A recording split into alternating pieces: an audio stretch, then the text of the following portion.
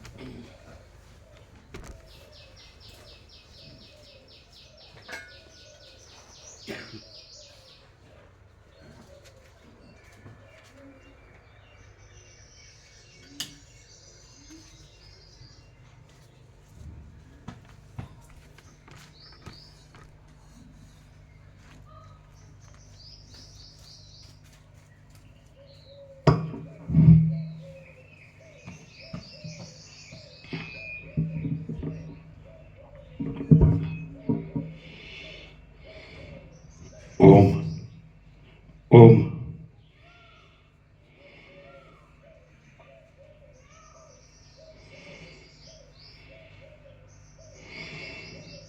પરમ ચિદાકાશ, પરમ જ્યોતિ, અખંડ જ્યોતિ, મહાચિદાકાશ, સ્વયં પ્રકાશ, સંપૂર્ણ પ્રકાશ, પૂર્ણ બ્રહ્મ, અનંત તેજઘન, અનંત ચિદઘન,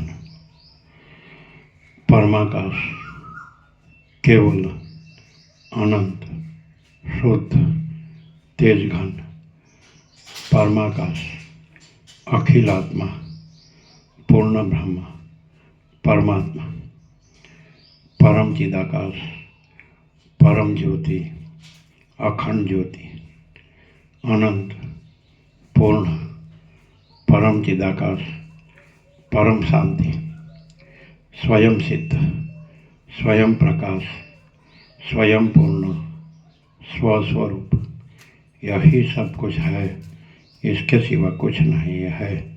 शून्यभास, अनंत कोटि, महाकल्पो है ही नहीं। महाचिदाकाश, स्वयं प्रकाश, संपूर्ण प्रकाश, महाचिदाकाश ज्योति, अनंत, अखंड, अभेद, महाचिदाकाश ज्योति, महातत्व, महासामान्य, महाचिदाकाश, स्वसंवेद्य, सहज निर्विकल्प, महाचिदाकाश, परम कैवल्य, परम शांति, परम चिदाकाश, अनंत, पूर्ण, निरपेक्ष, सत, अनंत, संपूर्ण, अपरिघ, निर्भ्रांत, निरपेक्ष, वशिष्ठ राम, निर्वाण उत्तरार्ध, राउंड 41मो राउंड।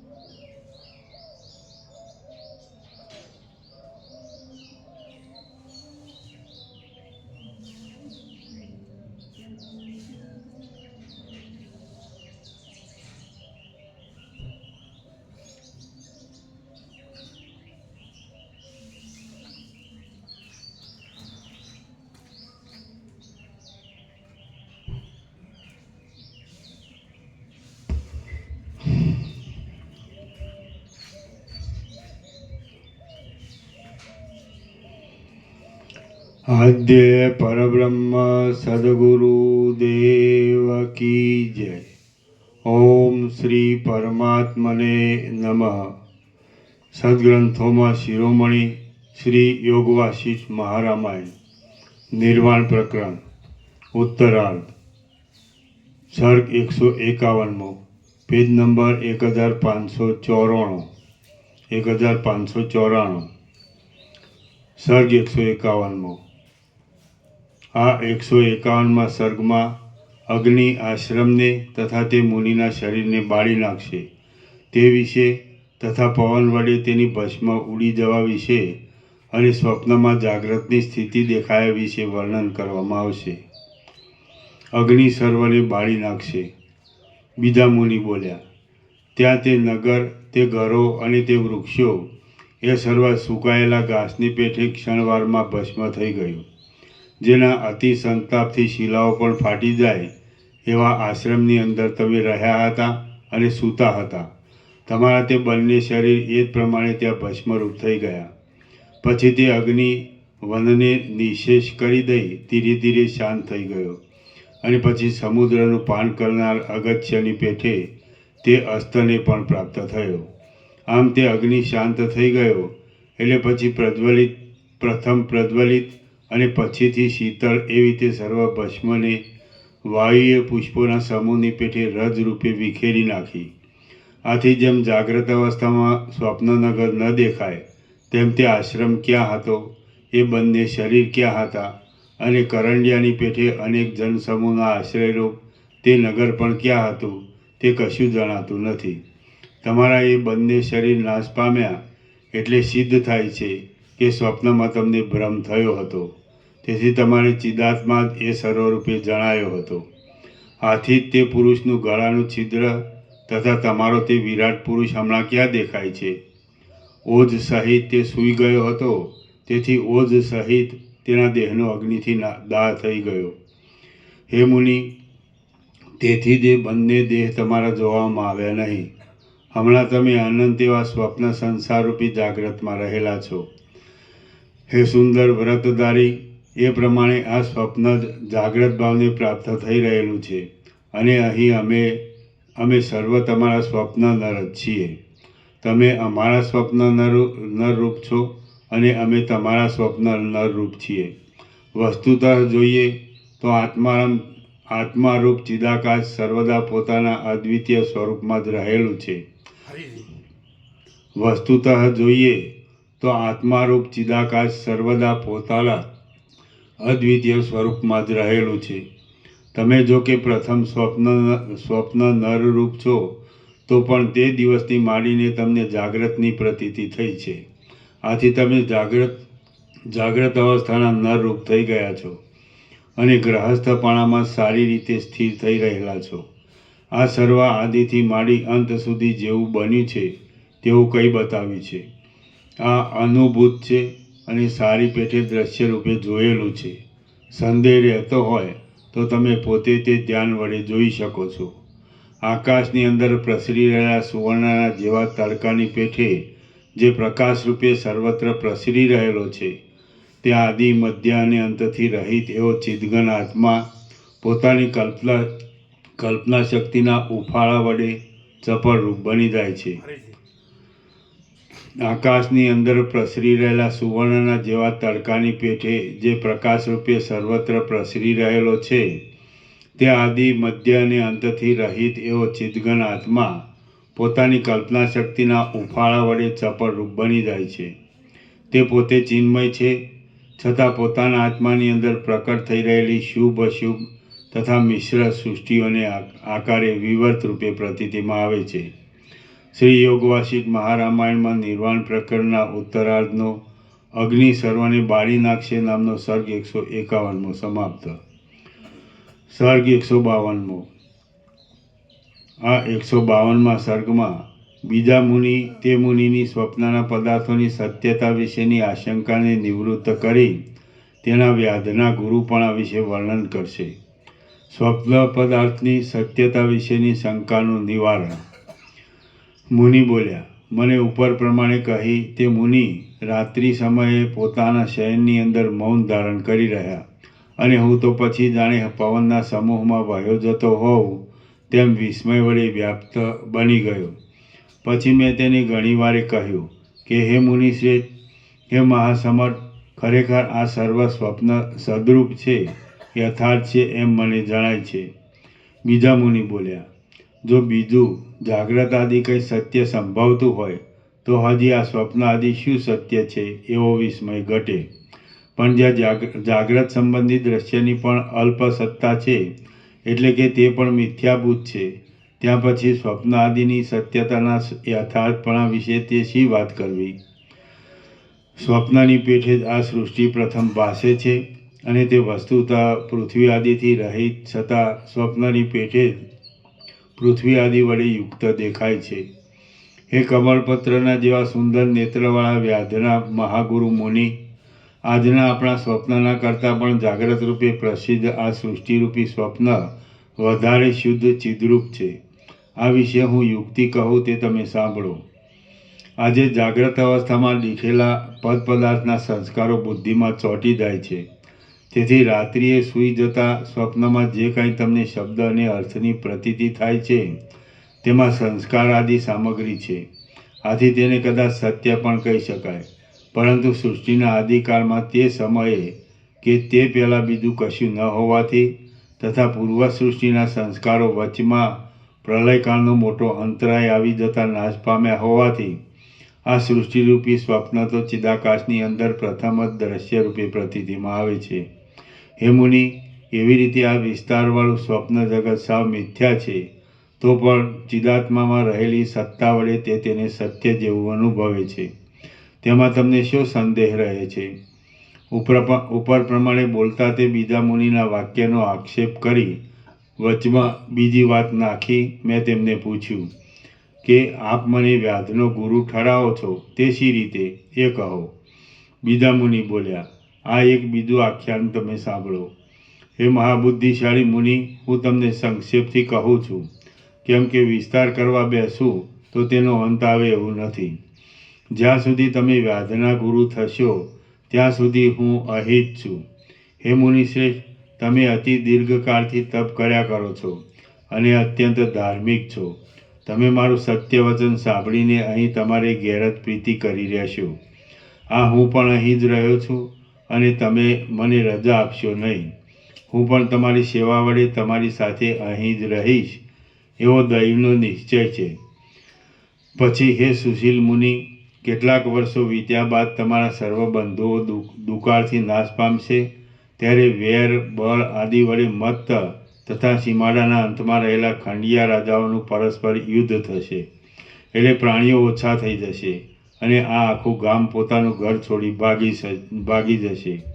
પછી દુઃખને નહીં જાણનાર, પરસ્પર આશ્વાસના કરી રહેલા, વિદિત વેદ્ય હોવાથી શાંત, સર્વત્ર સમાન દ્રષ્ટિવાળા અને સર્વ વિષયોમાં નિષ્પૃહ આપણે બંને સૂર્યચંદ્રની પેઠે કોઈ એક શૂન્ય વૃક્ષખંડોના સમૂહમાં સમાન આચરણ ધારણ કરી અહીં સાથે જ રહીશું. પછી આ અરણ્યની અંદર કાળે કરીને એક ઉત્તમ વન થઈ રહેશે. તે શાલ, તાલ તથા બીજા લતાઓના સમૂહ વડે આખા ભૂલોકને ઢાંકી દેતું હશે. તાલ તથા તમાલ વૃક્ષોના પત્રોના તાંડવ નૃત્યથી દિશાઓને શોભાવતું હશે. વિકસિત થયેલા કમળોની કુંજોથી વંદ્ય હશે. પ્રફુલ્લ વૃક્ષોવાળું હશે. શબ્દ કરતા ચકોર પક્ષીઓના સમૂહવાળી સુંદર લતાઓની નિકુંજોથી સુશોભિત હશે. મહાપ્રકાશમાન હશે, અને જાણે અંતરિક્ષથી આવેલું તે સાક્ષાત નંદનવન હશે. શ્રી યોગવાસિષ્ઠ મહારામાયણમાં નિર્વાણ પ્રકરણના ઉત્તરાર્ધનો મુનિ રાત્રિ સંકથા વર્ણન નામનો સર્ગ 152મો સમાપ્ત. સર્ગ 153મો. આ 153મા સર્ગમાં વ્યાધનું આવવું થતાં તે મુનિનું તેના પ્રત્યે ગુરુપણું તથા કાળે કરી વિવેકને લીધે જ્ઞાન થતાં સર્વમાં એકાત્મ બુદ્ધિ થઈ એ વિશે વર્ણન કરવામાં આવશે. મુનિની સર્વમાં એકાત્મ બુદ્ધિ. બીજા મુનિ બોલ્યા, આપણે બંને તે વનની અંદર ઘણા લાંબા કાળ સુધી તપ કરશું. તેવામાં આપણી પાસે મૃગોની પછવાડે દોડવાથી થાકી ગયેલો એક મૃગ હિંસક વ્યાધ આવશે. તમે તેને સ્વભાવથી જ પવિત્ર કથાઓ વડે બોધ કરશો અને પછી તે પણ વૈરાગ્યને પ્રાપ્ત થઈ જઈ તે જ વનની અંદર તપ કરશે. તપસ્વીના ધર્મોનો અભ્યાસ થવાથી સમ દમ આદિ સાધન સંપત્તિ પ્રાપ્ત થતાં એ વ્યાધ આત્મજ્ઞાન મેળવવાની ઈચ્છાથી વચમાં સ્વપ્નનો જિજ્ઞાસુ બની સ્વપ્નની કથા પૂછશે. સ્વપ્નના પ્રસંગથી તમે એને અખંડિત આત્મજ્ઞાનનો બોધ કરશો એટલે તેનામાં યોગ્યતા આવશે. આ પ્રમાણે તમે તે વ્યાધના ગુરુ થશો. તેથી હે પ્રિય મુનિ, મેં તમને વ્યાધ ગુરુ કહ્યા છે. એવી રીતે જેવો આ સંસારનો ભ્રમ છે, જેવો હું છું, જેવા તમે છો અને જે કાંઈ હવે પછી થવાનું છે તે સર્વ મેં તમને કહી બતાવ્યું છે. ઉપર પ્રમાણે તે બીજા મુનિએ કહ્યું એટલે વિસ્મય વડે આકુળ બની ગયેલી બુદ્ધિ વડે મેં તેમની સાથે વિચાર કર્યો અને હું પરમ વિસ્મયને પ્રાપ્ત થઈ ગયો. પછી તે રાત્રિ વીત્યા બાદ પ્રાતઃકાળમાં મેં તે મહામુનિની એવા પ્રકારથી સેવા કરી કે ત્યાં જ પ્રીતિ બાંધી રહી ગયા. પછી તે વનના ગૃહની અંદર અને ગામડાના ગૃહની અંદર અમે બંને સ્થિર બુદ્ધિ કરી પરસ્પર પ્રીતિ બાંધી રહ્યા. ત્યારથી ઋતુ, સંવત્સર આદિરૂપ સમય આમ જ વ્યતીત થતો રહે છે. હું પર્વતની પેઠે અચળપણે રહીને પ્રાપ્ત થયેલા ઇષ્ટ અનિષ્ટ ભાવોને સ્વીકારું છું અને ત્યજું છું. હું મરણ પણ ઈચ્છતો નથી, તેમ જીવિત પણ ઈચ્છતો નથી, છતાં હું યથાસ્થિતપણે શીતળ સ્થિતિમાં રહ્યો છું. પછી મેં ત્યાં દ્રશ્યમંડળ વિશે વિચાર કરવા માંડ્યો કે આ દ્રશ્યનું શું કારણ હશે? આ જીવ તેને ચિત્ત વડે કેવી રીતનું જાણે છે? આ પદાર્થોનો સમુદાય શું છે? તેનું કારણ શું છે? આ સ્વપ્ન સૃષ્ટિ એક ચિદાકાશ રૂપ જ છે અને તેની અંદર સ્વર્ગ, પૃથ્વી, વાયુ, આકાશ, પર્વતો, નદીઓ તથા દિશાઓ પ્રતીતિમાં આવે છે. પણ વસ્તુતઃ જોતાં પોતાના સ્વરૂપમાં રહેનાર ચિદાકાશ જ એ સર્વના આકારે વિવર્ત રૂપે થઈ રહેલું છે. ચિદાકાશરૂપ ચાંદની ચારે દિશાઓમાં પોતાના જે કંઈ પ્રકાશને પ્રસારી દે છે તે જ આ જગત રૂપે ભાસે છે. એ જગત તે ચિદાકાશની અંદર વિચિત્ર પ્રકારના એક ચિત્ર જેવું દેખાય છે અને વસ્તુતઃ નિરાકાર છે. આ પર્વતો નથી, આ પૃથ્વી નથી, આ આકાશ પણ નથી અને આ હું પણ નથી. માત્ર ચિદાકાશનો એક વિવર્ત જ આ સર્વના આકારે ભાષા કરે છે. જો સર્વ ચિન્માત્રનો જ વિવર્ત છે તો પછી પદાર્થ સમૂહનું શું કારણ છે અને તેમનું સાકારપણું થવામાં પણ કારણ વિના શા પ્રયોજનનો સંભવ છે? જો આ સર્વ ભ્રાંતિ માત્ર જ છે એમ કહીએ તો ભ્રાંતિનું શું કારણ છે? અને ભ્રાંતિનો દ્રષ્ટા તથા મનન કરનારો કોણ છે તથા તેનું કારણ કેવું અને કોના આધારે રહેલું છે? હું ચિન્માત્ર છું. જેના દેહની અંદર પ્રવેશ કરી હૃદયના ઓજમાં રહ્યો હતો તે પ્રાણી મારા દેહની સાથે જ નિશેષપણે ભસ્મરૂપ થઈ ગયો છે. માટે મારો દેહ અને તે પ્રાણીનો દેહ એ વગેરે કશું વસ્તુતઃ છે જ નહીં. આથી સર્વ અનાદિ અને અનંત ચિદાકાશના એક આભાસ રૂપ છે. તેમાં કર્તા, કર્મ, કારણ આદિ કશું નથી. પરંતુ ક્રમ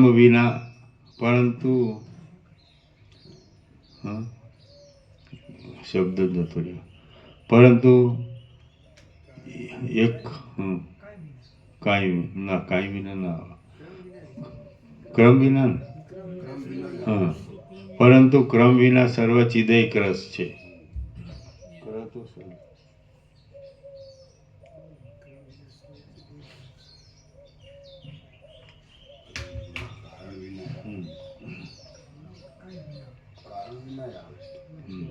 તેમાં કર્તા, કર્મ, કારણ આદિ કશું નથી, પરંતુ ક્રમ વિના સર્વ ચિદૈક રસ છે.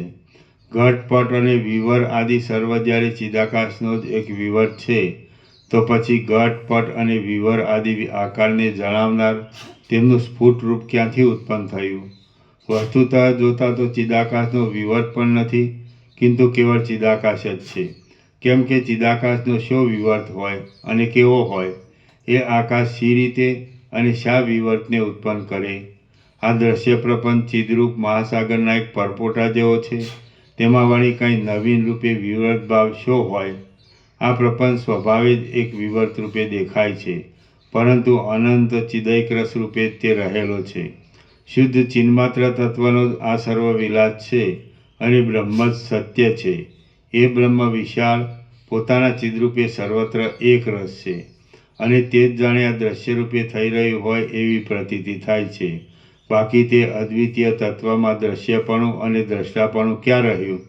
દેશ તથા કાળ વડે અનાદિ અનંત અપરિમેય એક સર્વવ્યાપી કાર્યકાળની સત્તાથી રહિત સદરૂપ અને પોતાની સત્તા વડે જાણે જગત શૈલ તથા દિશાઓના અંતો આદિ અનેક આકારે થઈ રહેલા છતાં વસ્તુતઃ અદ્વિતીય જે કાંઈ અનિર્વાચ્ય ચેતન તત્વ છે તે જ આ સર્વરૂપે દેખાય છે.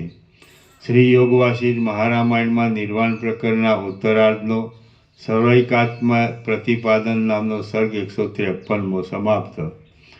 સર્ગ 154મો. આ 154મા સર્ગમાં મુનિ વિચાર વડે થયેલી પોતાની જીવનમુક્ત સ્થિતિ વિશે કહેશે અને અભ્યાસથી રહિત એવા વ્યાધની અવ્યવસ્થિત સ્થિતિ વિશે વર્ણન કરવામાં આવશે. અભ્યાસની આવશ્યકતા. મુનિ બોલ્યા, આ દ્રશ્યના સંબંધમાં હું આ પ્રમાણે નિર્ણય કરીને સંતાપ રહિત થઈ ગયો છું. હવે રાગ, આશંકા અને અહંકારથી પણ રહિત થઈ જઈને હું નિર્વાણ દશામાં સ્થિર થઈ રહ્યો છું. આધારને આધેય ભાવથી તથા અભિમાનથી રહિત અને ઉપાધિથી રહિત બની હું પોતાના સ્વરૂપમાં સ્થિર રહી શાંત થઈ ગયો છું અને સૃષ્ટિના આત્મારૂપે નિરંતર પ્રકાશિત થઈ રહ્યો છું. હું યથાપ્રાપ્ત વ્યવહાર કરે જાઉં છું અને વસ્તુતઃ જોતા કશું કોઈ પણ દિવસ કરતો નથી. કેમ કે પોતે આકાશના જેવો નિર્વિકાર એટલે ચિદાકાશ રૂપ છે અને નિષ્ક્રિય છે. તેમાં વળી કર્તાપણું કેવું હોય? સ્વર્ગ, પૃથ્વી, આકાશ, વાયુ, પર્વતો, નદીઓ અને દિશાઓ એક આત્મારૂપ હોય ચિદાકાશ રૂપ જ છે. સર્વ પ્રાણીઓનો અને પંચમહાભૂતોનો સમૂહ વસ્તુતઃ જોતા એક ચિદરૂપ છે. હું શાંત થઈ રહ્યો છું, નિર્વાણને પ્રાપ્ત થઈ ગયો છું અને કેવળ સુખમાં જ રહું છું. મારી દ્રષ્ટિમાં વિધિ કે પ્રતિષેધ કશું નથી અને કશો બહારનો કે અંદરનો પણ ભેદ નથી. હે વ્યાધ, એવી રીતે હું યથાસ્થિતપણે એક જ સ્થિતિમાં રહું છું. ત્યાં કાકતાલીયને પેઠે આજે તમે મારી પાસે આવી ચડ્યા છો. આમ જેવી સ્વપ્ન અવસ્થા છે, જેવા અમે છીએ, જેવું આ જગત છે, જેવા તમે છો અને જેવું આ દ્રશ્ય છે તે સર્વ મેં તમને કહી બતાવ્યું. જેવા તમે દ્રષ્ટા છો, જેવું આ અંદરનું દ્રશ્ય છે, જેવું આ આગળ દેખાતું બહારનું દ્રશ્ય છે, જેવા તેમની અંદર થનાર રાગદ્વેષ આદિ ભાવો છે, જેવું બ્રહ્મ છે અને જેવા આ આપણી પાસે રહેલ મનુષ્યોના સમૂહ છે તે સર્વ મેં તમને કહી સંભળાવેલું છે. હે વ્યાધ, આ બધું મિથ્યા છે એમ સમજી તમે શાંત થઈને રહો. કેમ કે આ સર્વ સત્તા શાંત ચિદાકાશ રૂપ છે. આ આત્મસત્તા શાંતિ પામે છે એટલે પોતાની પેઠે જ તેમાં નિર્વાણ દશાનો અનુભવ થાય છે અથવા તો કશું તેમાં ભાસતું જ નથી. વ્યાધ બોલ્યો, જો એમ જ હોય તો હું અને તમે અથવા દેવાદિક સર્વ પરસ્પર એકબીજાના સ્વપ્ન પુરુષ રૂપે છીએ અને પ્રાતિભાષિક રૂપ તથા સત્ય તથા પારમાર્થિક રૂપ અસત્ય છે. મુનિ બોલ્યા, એમ જ છે. આ પરસ્પર એકબીજાના સ્વપ્નની પેઠે સ્થિતિને પ્રાપ્ત થઈ રહેલા છે અને અન્યોન્ય આત્માની અંદર સદરૂપ તથા અસદરૂપ અનુભવમાં આવે છે. જે જીવ દ્રશ્યને જેવા પ્રકારનું સમજે છે તેને તે તેવા જ પ્રકારનો અનુભવમાં આવે છે. ઘડો એક જ છે, પણ જો તેને તેના કપાલ, અવયવો તથા પરમાણુ આદિ રૂપે જોઈએ તો તે અનેક પ્રકારનો જણાય છે અને તેમાં એકપણું પ્રતીતિમાં આવવાથી તે એક પણ છે. તે જ પ્રમાણે એક જ પરબ્રહ્મ વસ્તુ વિવર્ત ભાવથી નાના પ્રકારે થઈ રહેલ છે અને એકરૂપ પણ છે. તેમાં જેઓ ભેદદર્શી છે તેમને એકતા વિશે અસત્યપણું લાગે છે અને જેઓ એકતાને માનનાર છે તેમને અનેકપણું અસત્ય જણાય છે. બંનેને તટસ્થ રૂપે જોનારાને બંને ભાવની પ્રતીતિ થાય છે, પરંતુ તત્વવેત્તાઓની સૃષ્ટિમાં તો જાગ્રત અવસ્થામાં સ્ફુરી આવતા સ્વપ્નનગરના છે, પરંતુ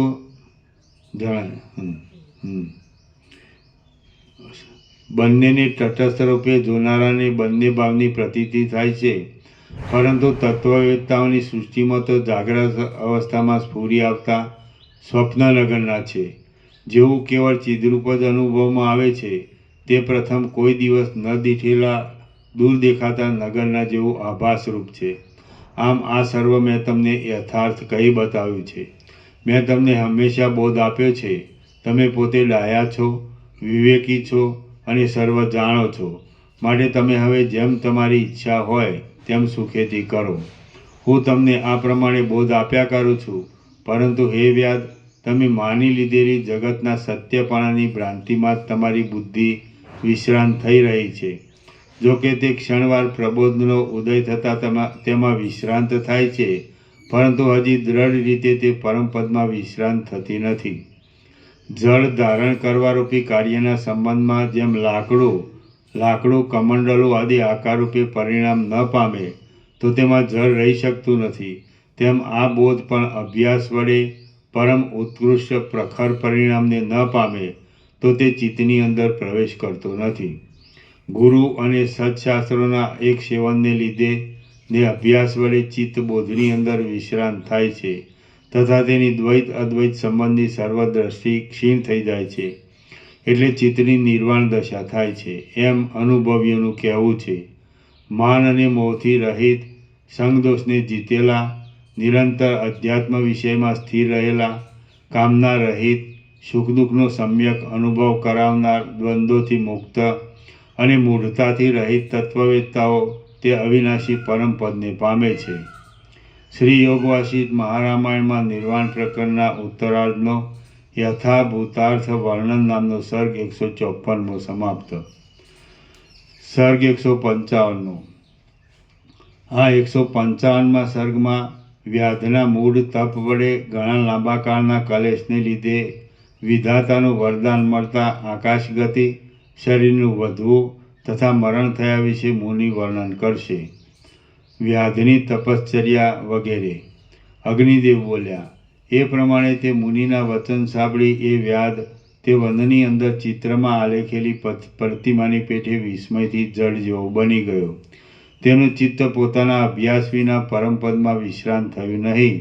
જાણે તે સમુદ્રમાં તણાતો જતો હોય, અથવા જાણે તે ચાકડા ઉપર ચડેલો હોય, અથવા જાણે કોઈ સિદ્ધ પુરુષના પોતાના તપોબળથી તેને વંટોળિયા વાયુ વડે ખેંચી જતો હોય, અથવા તો કોઈ જુડે તેને પકડ્યો હોય, તેમ તે પરાક્રમથી રહિત બની જઈ વિભ્રાંત થઈ ગયો. આ જે કહે છે તે જ નિર્વાણપદ છે, અથવા કાંઈ બીજું નિર્વાણપદ હશે? એવા સંશયને લીધે એ વ્યાધ યૌવનવાળા મૂર્ખ માણસની પેટે શાંતિ પામ્યો નહીં. આ જગત અવિદ્યારૂપ જ છે એવું ચિત્તમાં બરાબર રીતે સ્થિર ન થવાથી તેણે વિચાર્યું કે આ દ્રશ્ય અવિદ્યા નામની બ્રહ્મની શક્તિથી ઉત્પન્ન થયેલું છે અને તે સત્ય છે. પછી તેણે પોતાના ચિત્તમાં નિર્ણય કર્યો કે આ દ્રશ્યનો અવધિ કેટલે સુધી દૂર હશે. એ વાત હું તપ વડે કોઈ અપૂર્વ શરીર મેળવીને પૃથ્વીની ઉપરના ભાગમાં દૂર રહી શકે એવા વિશાળ પ્રમાણવાળા દેહ વડે જોઈ જઈશ. ભાવ અને અભાવ એ બંને રૂપે પ્રતીતિમાં આવતા દ્રશ્યના અંતે સુખથી રહી શકીશ. માટે જ્યાં આકાશ પણ ન હોય તેવા રહસ્ય સ્થળમાં હું જાઉં. આવો પોતાના હૃદયમાં નિર્ણય કરી તે પોતે મૂર્ખ અવિવેકી જ રહ્યો. એ વ્યાધને તે મુનિએ આપેલો ઉપદેશ અભ્યાસના અભાવે ભસ્મમાં કરેલા હોમના જેવો નિષ્ફળ નીવડ્યો.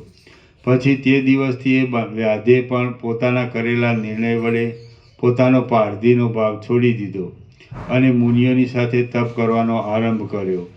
એ જગતની અંદર મુનિઓની સાથે નિવાસ કરી તપસ્વીના ધર્મો પાળી ઘણા હજારો વર્ષો સુધી તેણે મોટું તપ કર્યું.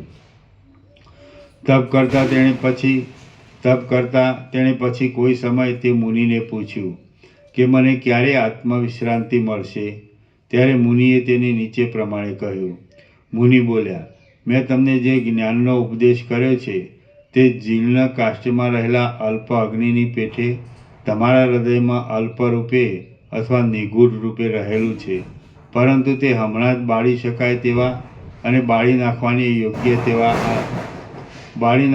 યોગ્ય તેવા આ દ્રશ્યરૂપી અનર્થને દબાવી શક્યું નથી. અને અભ્યાસના અભાવને લીધે તમે પરમ મંગળમય જ્ઞાનને વિશે વિશ્રાંત થયા નથી. અભ્યાસ વડે ઘણા લાંબા કાળે તમે જ્ઞાનમાં અત્યંત વિશ્રામ પામશો. હવે પછી હું તમને તમારા ભાવિ વિશે નિર્ણય કહું છું, તે તમે સાંભળો. તે નિર્ણય તમને કર્ણના આભૂષણ જેવો અને ભૂતકાળમાં આશ્ચર્ય ઉપજાવે તેવો છે. તમે જો કે આત્મજ્ઞાન માટે આરંભ કર્યો છે, છતાં તમે આત્માને જ્ઞાનના સ્થિર સાર રૂપે ઓળખ્યો નથી. તેથી તમારું ચિત્ત હિંડોળાના જેવું ચપળ છે. તમે મૂર્ખની ગણતરીમાં પણ નથી, તેમ પંડિતની ગણતરીમાં પણ નથી. વિસ્તારવાળું આ અવિદ્યારૂપી જગત કેવડું હશે એવા પોતાના વિકલ્પ વડે તમે તપ કરવાનો આરંભ કર્યો છે. હજી આવું ઘોર વિશાળ તપ તમારે સેંકડો યુગ સુધી અનેક જન્મો પર્યંત કરવાનું છે. ત્યાર પછી બ્રહ્મા પ્રસન્ન થઈને દેવતાઓ સાથે તમારી પાસે આવશે. હે શ્રેષ્ઠ એટલે પોતાની જાતિમાં પ્રસિદ્ધ એવા હિંસા આદિ અનર્થોનો ત્યાગ કરી દેવાથી તથા તપમાં પ્રવૃત્ત હોવાથી વ્યાધને શ્રેષ્ઠ એવું વિશેષણ આપ્યું છે. હે શ્રેષ્ઠ વ્યાધ, વરદાન દેવા તૈયાર થયેલા બ્રહ્મા પાસે તમે પોતાના સુપ્રસિદ્ધ અજ્ઞાનને લીધે તમારો સંશય ટાળવા સારું આવું કાંઈ વરદાન માગશો. હે મહારાજ, આ દેખાતી દ્રશ્યરૂપ અવિદ્યાની ભ્રાંતિ જ્યાં સુધી કાયમ છે ત્યાં સુધી અરીસાની પેઠે નિર્મળ રૂપે રહેલ બ્રહ્મની અંદર પ્રતિબિંબરૂપ મેલથી મુક્ત એવો કોઈ પણ ભાગ નથી. પરમાણુ જેવા સૂક્ષ્મ આકારે રહેનારા અને અંદર રહેનાર ચિદાકાશરૂપી દર્પણમાં પણ તે જ્યાં હોય ત્યાં આ જગત પ્રતિબિંબિત થયેલું દેખાય છે. માટે અનેક અનર્થો પેદા કરનારું આ દ્રશ્ય કેવું હશે અને તેની અંતે અનંત આકાશના જેવું બ્રહ્મ કેટલેક દૂર હશે તે મારે અવશ્ય જોવું છે. તે અર્થને હું પ્રત્યક્ષ અનુભવ કરવા માટે નીચેનું વરદાન માગું છું. હે દેવ, હે ઈશ્વર, આપ તે સાંભળો અને આપ મને નિર્વિઘ્ને તરત આપો. આ મારું શરીર નિરોગ અને સ્વચ્છંદ મૃત્યુવાળું થાઓ. સ્વચ્છંદ એટલે પોતાની ઈચ્છા અનુસાર મૃત્યુને સ્વાધીન કરવાની યોગ માર્ગમાં એક જાતની સિદ્ધિ બતાવી છે, તે વડે યુક્ત. આ મારું શરીર નિરોગ અને સ્વચ્છંદ મૃત્યુવાળું થાઓ. તેમજ તે ગરુડના જેવા વેગ વડે આકાશમાં ગતિ કરનાર થાઓ. પ્રત્યેક ક્ષણે પ્રત્યેક અવયવની અંદર એ શરીરની યોજન પર્યંત વૃદ્ધિ થતી રહો અને ક્રમે કરીને જગતના બાહ્ય પ્રદેશમાં જતા તે આકાશના જેવા વિશાળ રૂપને ધારણ કરનાર થાઓ. હે પરમેશ્વર, હું આકાશ સાથેના આ અનંત દ્રશ્યનો અંત જોઈ શકું એ જ મારું મુખ્ય વરદાન છે. હે સુશીલ વ્યાધ, તમે જ્યારે એ પ્રમાણે વરદાન માગશો ત્યારે દેવોના દેવ એવા મહાસમર્થ બ્રહ્મા ભલે તેમ થાવ એવું કહેશે અને તમને વરદાન આપીને અંતર્ધાન થઈ જશે. આમ સ્વર્ગપતિ એવા તે મહાદેવ બ્રહ્મા પધારી જશે. ત્યાર પછી તપ વડે દુબળો પડી ગયેલો તમારો દેહ ચંદ્રમાના જેવી કાંતિવાળો થઈ જશે. તે જ ક્ષણે તમારો એ દેહ મારી આજ્ઞા લઈને તથા મને નમસ્કાર કરીને પોતાના મનમાં રહેલી વાત જોવાની ઈચ્છાથી આકાશમાં ઉડશે. ત્યારે તમારો તે દેહ જાણે બીજો કોઈ ચંદ્રમા હોય અથવા તો કેમ જાણે બીજો સૂર્યનો ઉદય થયો હોય અથવા ચંદ્ર અને સૂર્ય એ બંનેની સ્પર્ધાથી જાણે બીજો કોઈ વડવાનળ જ સમુદ્રમાંથી બહાર આવી ઊભો હોય એવો મહાદેદીપ્યમાન દેખાશે. પછી દ્રશ્યનો તથા આકાશનો અંત લેવા માટે તે ગરુડ વેગે ઝપાટાભેર ચાલ્યો જતો હશે. ત્યાં નદીઓના અંતની પેઠે જગતનો અંત આવી રહેતા તે દેહ જગતને અંતે અત્યંત વધી જશે અને પ્રલયકાળમાં મત થઈ ગયેલા મહાસાગરની પેઠે તે અનંત આકાશને પોતાના પરિમાણ વડે પૂરી દેશે. ત્યાર પછી મહાકાશની અંદર વૃદ્ધિ પામેલા અને મોટા શરીરવાળા તમે પ્રતિબંધથી રહિત તથા પોતાના આધારરૂપ અનંત આકાશનો આશ્રય પકડશો. આમ પરમાર્થરૂપી મહાકાશની અંદર શૂન્ય ભાગમાં રહેલા વંટોળિયા વાયુની પેઠે રહેલી અને સ્વભાવરૂપ દ્રવપણાના બળથી પ્રકટ થયેલા ચિદ્રૂપ મહાસાગરના તરંગો જેવી જણાયેલી અનેક સૃષ્ટિઓ તમે જોશો. જેમ એ પોતાના ચિદ્રૂપ આત્મ સ્વરૂપમાં સ્વપ્નની અંદર ચિદાકાશરૂપ સ્વપ્નનગર આદિ ભાસે છે, તેમ તમને તે સમયે નિર્બાધપણે અનેક સૃષ્ટિઓના સમૂહ ચિદાકાશની અંદર જોવામાં આવશે. જેમ મહાવિશાળ આકાશની અંદર ક્ષોભ પામેલા પવનને લીધે પાંદડાના અનેક સમૂહ ઉડ્યા કરે છે, તેમ તમારા દ્રઢ નીચેને લીધે તમે ચિદાકાશની અંદર અનંત સૃષ્ટિઓ દેખશો. મહેલની અંદર બેઠેલી સ્ત્રીઓ બહાર બેઠેલી નૃત્ય સભાને મહેલના ગોખના જાળિયામાંથી જોવા ઈચ્છે છે, ત્યારે તેમને તે જાળિયું વિદ્યમાન હોવા છતાં પણ જોવામાં પ્રતિબંધકારક ન હોવાથી નહીં જેવું જ છે. તે જ પ્રમાણે જેઓ તત્વના યથાર્થ સ્વરૂપને ઓળખનારા છે, તેઓની દ્રષ્ટિમાં ચિદાકાશની અંદર આ વિચિત્ર જગતનું સ્વરૂપ વિદ્યમાન હોવા છતાં નહીં જેવું જ છે.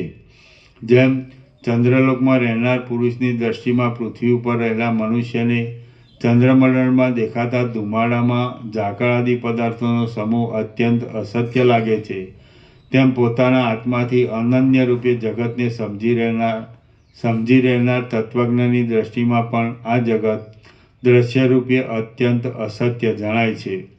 વળી સૃષ્ટિ, વળી ફરી આકાશ, ફરી સૃષ્ટિ અને વળી ફરી આકાશ, એમ તમે અવલોકન કર્યા કરશો અને તમારો લાંબો સમય એમ જ ચાલ્યો જશે. પછી તમે સૃષ્ટિરૂપી પત્રની અંદર ભ્રમણ કરતા હશો, ત્યારે તમને મહાવિશાળ કિંવા મોટા મહિમાવાળા એ આકાશની અંદર ફરવામાં ઉદ્વેગ ઉત્પન્ન થશે અને તમે તપના ફળનો અનુભવ કરતા ઉદ્વેગ પામશો. પછી તમે અનંત આકાશને પૂરી રહેલા પોતાના દેહ તરફ જોશો અને મનમાં કહેશો, જેની પાસે મેરુ આદિ લાખો મોટા પર્વતો તૃણના જેવા અતિ તુચ્છ દેખાય છે, તેવું આ અતિ મોટું મારું ભૂંડું શરીર જાણે ભારરૂપ હોય તેવું થઈ રહ્યું છે. આ મારો દેહ એવડો મોટો છે કે તેનું માપ થઈ શકે તેમ નથી.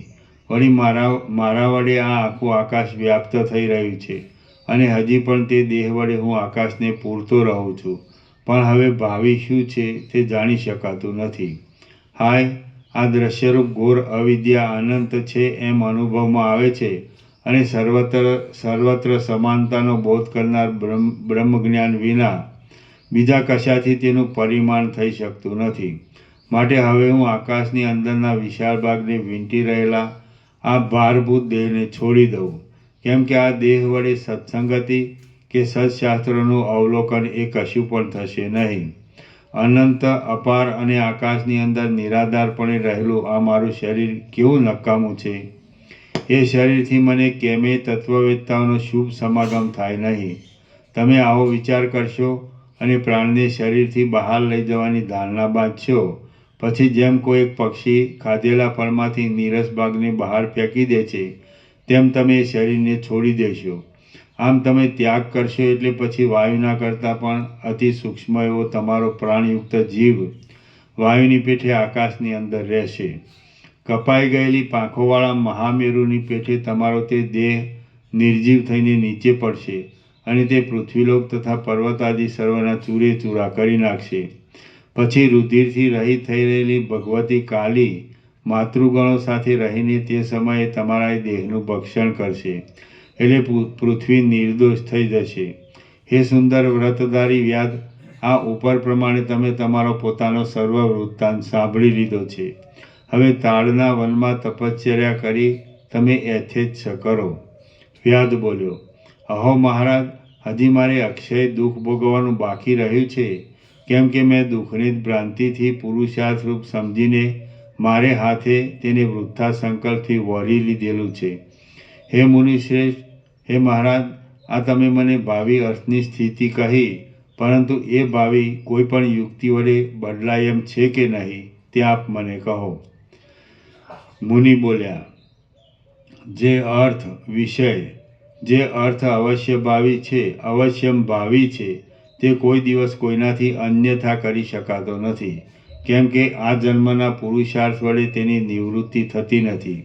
જેમ પોતાના દેહની અંદર જ ડાબા જમણા અંગને કે હાથ પગને એક જગ્યાથી બીજી જગ્યાએ બદલવાની પુરુષની શક્તિ નથી, તેમ નિર્માણ થઈ ચૂકેલા ભાવિને પણ બદલવાની પુરુષની શક્તિ નથી.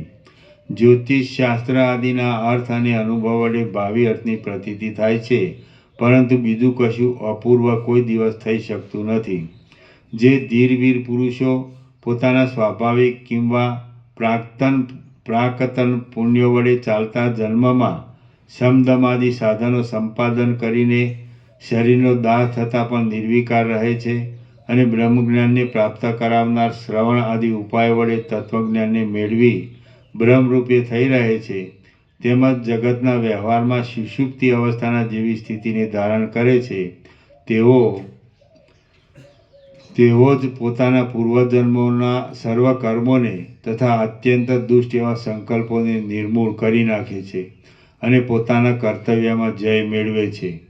શ્રી યોગ વાસિષ્ઠ મહારામાયણમાં નિર્વાણ પ્રકરણના ઉત્તરાર્ધનો વ્યાધની તપશ્ચર્યા નામનો સર્ગ 155 સમાપ્ત. સર્ગ 156. આ 156માં સર્ગમાં વાયુની અંદર રહેલ એ વ્યાધનો જીવ સિંધુ રાજારૂપ થઈ વિદુરથને મારી પોતાના મંત્રીના મુખથી આત્મતત્વનું શ્રવણ કરશે એ વિશે કહેવામાં આવશે. સિંધુ રાજાનું મંત્રીની પાસેથી જ્ઞાન પામવું. વ્યાધ બોલ્યો, હે મહારાજ, હું વિશાળ આકાશની અંદર સૂક્ષ્મ જીવરૂપે રહીશ તો મારો દેહ પૃથ્વી ઉપર નીચે પડતા પછી શી ગતિ થશે? મુનિ બોલ્યા, હે શુભ ચિત્તવાળા વ્યાધ, તમારા દેહનો નાશ થયા પછી તમે પરમ અવ્યાકૃત આકાશમાં રહ્યા હશો. ત્યાર પછી તમારું શું થશે તે હું કહું છું, તમે તે એક ચિત્ત થઈ સાંભળો. તમારો એ દેહ નીચે પડી નષ્ટ થશે ત્યારે પ્રાણવાયુ વડે યુક્ત તમારો જીવ વિશાળ આકાશની અંદર એક સૂક્ષ્મ વાયુ રૂપે રહેશે. પછી તેને વિશે તમારું એ ચિત્ત પોતામાં રહેલ વાસનામય વિશાળ ભૂપીઠરૂપી પૃથ્વીરૂપી દ્રશ્યને સ્વપ્નની પેઠે દેખશે. ચિત્તવૃત્તિ જગતના આકારે મહાન આકારને ધારણ કરે છે. તેથી તમારો જીવ હું પૃથ્વીની પીઠ ઉપર એક રાજા છું એવા કાલ્પનિક અર્થનો આશ્રય પકડશે અને પોતાને તેવા રૂપે દેખશે. ત્યાં એ જીવને આવી જાતની પ્રતિભાનો તરત ઉદય થઈ જશે કે હું અતિ માનપાત્ર અને મોટા સામંતોએ માનેલો સિંધુ નામનો એક શ્રીમાન નરપતિ છું. મારી 8 વર્ષની વયે મારા પિતા રાજ્ય છોડી વનમાં ગયા એટલે તેમને મને આપેલું આ ચારે સમુદ્ર પર્યંતના વિસ્તારવાળું પૃથ્વીનું રાજ્ય મારા હાથમાં છે. મારા સીમાડાના અંતમાં વિદુરથ નામનો એક વિખ્યાત રાજા મારો શત્રુ છે અને પ્રયત્ન વિના તે કોઈ દિવસ જીતાય તેવો નથી. અહો, આ રાજ્ય કરતાં મારા સેંકડો વર્ષો વ્યતીત થઈ ગયા. મેં મારા નોકર તથા સ્ત્રીઓ વગેરે પોષ્યવર્ગની સાથે ઘણું સુખ ભોગવ્યું, પરંતુ હવે કષ્ટની વાત છે કે આ મારા દેશના સીમાડાને છેડે વિદુરથ રાજા બહુ વધી ગયો છે અને તેની સાથે હમણાં દારૂણ સંગ્રામ કરવાનો સમય આવી ગયો છે. તમે આમ વિચાર કરી રહ્યા હશો ત્યાં તમારે વિદુરથ રાજા સાથે ચતુરંગ સેનાનો ક્ષય કરનાર મહાન યુદ્ધ થશે. ત્યારે તમે જો કે રથથી રહિત થઈ ગયા હશો તો પણ એ મોટા યુદ્ધમાં તમે ખડગરૂપી લતા વડે વિદુરથની જંગાને કાપી નાખશો અને તેને મારી નાખશો. પછી ચારે સમુદ્ર પર્યંત આખી પૃથ્વીની અંદર તમે જ એક રાજા થશો અને ભયભીત થઈ રહેલા દિક્પાલો પણ તમારી આજ્ઞાને માથે ચડાવશે. હવે તમે સિંધુ નામના રાજારૂપ થયા હશો અને તે સર્વ ભૂમંડળના રાજ્યને પ્રાપ્ત થતાં તમે તમારા પંડિત મંત્રીઓની સાથે નીચેની કથાઓ કરશો. મંત્રી કહેશે, હે મહારાજ, અતિ આશ્ચર્યની વાત છે કે આપે વિદુરથ રાજાને યુદ્ધમાં જીતી લીધો અને યમલોકમાં પહોંચાડી દીધો. તમે કહેશો, હે સુશીલ મંત્રી, હું ધનવાન છું અને હું સૈન્ય બળ વડે પ્રલયકાળના સમુદ્રના જેવો પ્રચંડ વેગવાળો છું, તો મને એ વેરીરૂપ વિદુરથ રાજા કેમ સાલરૂપ થઈ પડ્યો? મંત્રી કહેશે, હે વિદુરથ રાજાને લીલા નામની એક ભાર્યા છે. નિષ્કલંક રૂપે જગતને ધારણ કરી રહેલા સરસ્વતી દેવીને તેણે પોતાના અતિ ઉગ્ર તપથી માતૃભાવ વડે પોતાને અધીન કર્યા છે. જગતની સ્થિતિ કરનારા ભગવતી સરસ્વતી દેવી એ લીલાને પોતાની પુત્રી રૂપ માની તેના મોક્ષાદી કાર્યોને પણ લીલા માત્ર વડે સાધી આપે છે. તે સરસ્વતીના વરદાનના પ્રભાવ વડે તે લીલા શબ્દ માત્રથી આ જગતને ક્ષણવારમાં નહીં જેવું બનાવી દે તેમ છે તો પછી તમારો નાશ કરવામાં તેને શું શ્રમ કરવો પડે? સિંધુ રાજા કહેશે, તમે જે કહો છો તે બરાબર છે.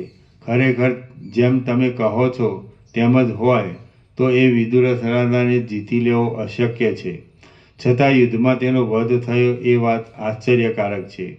એવી રીતે ભગવતીનો કૃપાપાત્ર એ વિદુરથ રાજા આ દારૂણ યુદ્ધની અંદર વિજયને કેમ પ્રાપ્ત થયો નહીં?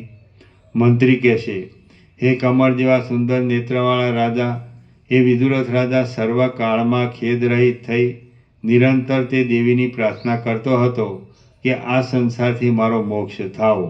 આથી હે મહારાજ, ભગવતીએ પોતાના સત્ય સંકલ્પપણાથી તેને મોક્ષ જ આપ્યો છે. એટલે તે પોતાની મેળે યુદ્ધમાં પરાજય પામી ગયો છે. સિંધુ રાજા કહેશે, જો એમ જ હોય તો હું પણ એ ભગવતી દેવીની નિરંતર પૂજા કરું છું, છતાં તે મને મોક્ષ કેમ નથી આપતા? મંત્રી કહેશે, ચિદ્રૂપ અને જ્ઞાન સ્વરૂપ એ ભગવતી દેવી સર્વના હૃદયમાં રહેલા છે અને તે જ સરસ્વતી નામથી કહેવાય છે. જે પુરુષ પોતાના હિતમાં રહેલા એ ચિદ્રૂપ ભગવતી પાસે જેવી પ્રાર્થના કરે છે તેવા ફળને એ તત્કાળ આપે છે. તે ભગવતી પોતે જ સત્ય સંકલ્પને લીધે ફળરૂપે અનુભવમાં આવે છે. હે શત્રુનાશન, તમે એ ભગવતીની પ્રાર્થના મોક્ષ માટે નથી કરી, તમે તો પોતાનું હિત કરનારા એ ચિદ્રૂપ ભગવતીની શત્રુની શાંતિની માટે પ્રાર્થના કરી છે. સિંધુ રાજા કહેશે, મારી પેઠે વિદુરથ રાજાએ કેમ ભગવતીની પાસે રાજ્યને માટે પ્રાર્થના કરી નહીં? તેમ મેં પણ વિદુરથ રાજાની પેઠે શુદ્ધ ચિન્મય દેવીની પાસે મોક્ષ માટે કેમ પ્રાર્થના કરી નહીં? હે પ્રિય મંત્રી, સત્યરૂપે ભગવતી સરસ્વતી દેવી મારા ચિત્તમાં અંતર્યામી રૂપે રહ્યા છે, છતાં તે મને મોક્ષ કરનાર બુદ્ધિ આપી મારા મોક્ષ માટે કેમ પ્રવૃત્તિ કરતા નથી? મંત્રી કહેશે, હે મહારાજા, તમે શત્રુનો સંહાર કરનાર છો. તમને પૂર્વજન્મનો એવો કાંઈ અશુભ અભ્યાસ બંધાઈ રહ્યો છે, એટલે તમે નમસ્કાર કરી તે ભગવતી માટે મોક્ષ માટે પ્રાર્થના કરી નહીં. વળી જ્યારથી જગતની સ્થિતિ ચાલુ થઈ છે ત્યારથી માંડી મનુષ્યનું ચિત્ત જેની અંદર રહે તે રૂપ જ તે પોતે થઈ જાય છે. આ વાત ઠેઠ બાળક પર્યંત સિદ્ધ છે, તો પછી તેને અન્યથા કરવા કોણ સમર્થ છે?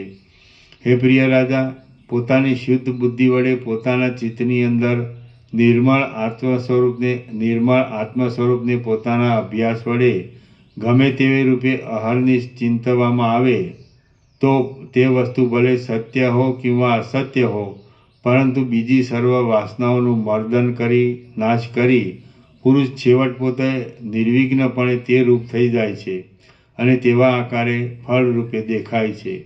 શ્રી યોગવાસિષ્ઠ મહારામાયણમાં નિર્વાણ પ્રકરણના ઉત્તરાર્ધનો સિંધુ બોધન નામનો સર્ગ 156મો સમાપ્ત.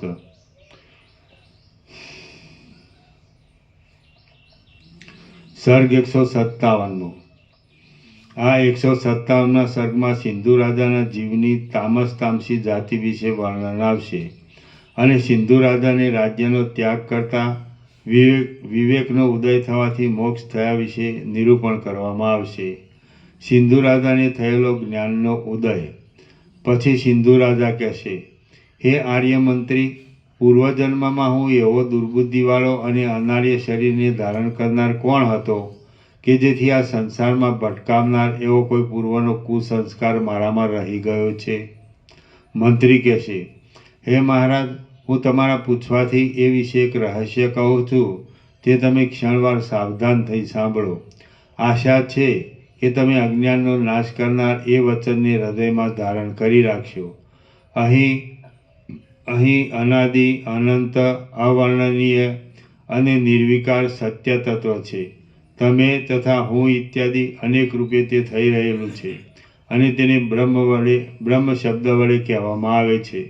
તે બ્રહ્મ પોતે જ હું ચિદ્રૂપ છું, માટે કંઈ મારા વિલાસને પસારું એવા સંકલ્પને પ્રાપ્ત થાય છે અને ચિત્તરૂપ બની જાય છે. પછી ઉપાધિને નહીં છોડતા તે જાણે જીવભાવને પ્રાપ્ત થઈ ગયેલ હોય તેમ રહે છે. ચિત્ત એ એક આકાશના જેવા નિર્મળ આત્માની ઉપાધિરૂપ છે અને તે જ આતિવાહિક દેહરૂપ છે એમ તમે સમજો. આધિભૌતિક આદિ સ્થૂળ રૂપ પણ તે જ થઈ જાય છે. બાકી કાંઈ તેનાથી આધિભૌતિક સ્થૂળ દેહ આદિ કશું જુદું નથી. આ ચિત્ત નિરાકાર છે, છતાં તે આ લોક તથા પરલોક આદિ તેમાં સ્વપ્ન આદિ રૂપે થનારા સંકલ્પો વડે જાણે સાકાર હોય તેવું થઈ રહ્યું છે, અને તે સત્ય આત્મતત્વનો જ એક વિવર્ત છે.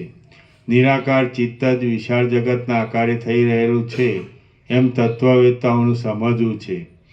જેમ પવન તેની ચલન શક્તિ છે, જેમ પવન તેની ચલન શક્તિ રૂપ છે, જેમ ચિત્ત જ જગત રૂપ છે. જેમ આકાશ અને શૂન્યતા એ બંને એકરૂપ છે, તેમ જગત અને ચિત્ત એ બંને એકરૂપ છે. નિરંકુશપણે જગતની કલ્પના કરવામાં સમર્થ આ ચિત્તમાં અને જગતમાં કશી ભિન્નતા નથી. હૃદયમાં વાસનારૂપે રહેલા જગતનો સમૂહ વસ્તુતઃ કશારૂપ નથી, છતાં તે જાણે બહારકાય દ્રશ્યરૂપે રહેલો હોય તેમ જણાય છે. બાકી તત્વદર્શીથી જોઈએ તો જગત નિરાકાર ચિત્તરૂપ જ છે. તે જગત કાંઈ ખરી વસ્તુ નથી તેમ સમજો. પ્રથમ અવિનાશી બ્રહ્મપદમાં સાત્વિક હિરણ્યગર્ભનો સમષ્ટિ શરીર રૂપે પ્રાદુર્ભાવ થયો, અને પછી વ્યષ્ટિભાવને પામીને ક્રમે કરી તમારા તામસ તામસી જાતિના જીવરૂપ તે થઈ ગયો. સિંધુ રાજા કહેશે, હે મહાભાગ્યવાન મંત્રી, તમે જે તામસ તામસી કહો છો તે શું છે? તેમ પરબ્રહ્મની અંદર એ સર્વ સંજ્ઞાઓ પ્રથમ કોણે કલ્પેલી છે? મંત્રી કહેશે, જેમ અવયવ વડે યુક્ત મનુષ્યને હાથ આદિ અવયવો રહ્યા હોય છે, તેમ નિરવયવ આત્મા માયા વડે હિરણ્યગર્ભ રૂપે થઈ જાય છે. ત્યારે પોતાની અંદર જુદી જુદી સંજ્ઞાઓની કલ્પના કરી લે છે. સમષ્ટિ રૂપે હિરણ્યગર્ભ આત્મારૂપ છે, અને તે પોતાની વ્યષ્ટિ જીવોમાં જુદી જુદી સંજ્ઞાઓને કલ્પે છે. તે પોતાના આતિવાહિક સૂક્ષ્મ સમષ્ટિ દેહને આધિભૌતિક સ્થૂળ રૂપે બનાવે છે, અને તેની અંદર પૃથ્વી આદિ સંજ્ઞાઓને ધારણ કરે છે. આ જગતનો ભાસ એક સ્વપ્નના જેવો છે, અને તેની અંદર તે પોતે જ સંકલ્પરૂપ બની જાય છે. તેમાં પોતે જ જુદી જુદી સંજ્ઞારૂપ થઈ જઈ તે વડે વ્યવહાર કરે છે. તેમાં પ્રથમ તમારા ઉદ્દેશથી તમને વ્યષ્ટિ જીવ રૂપે કલ્પવામાં હિરણ્યગર્ભના સંકલ્પમાં આ જીવ મહાતામસ જાતિનો છે એવું સ્ફુરણ ઉઠ્યું.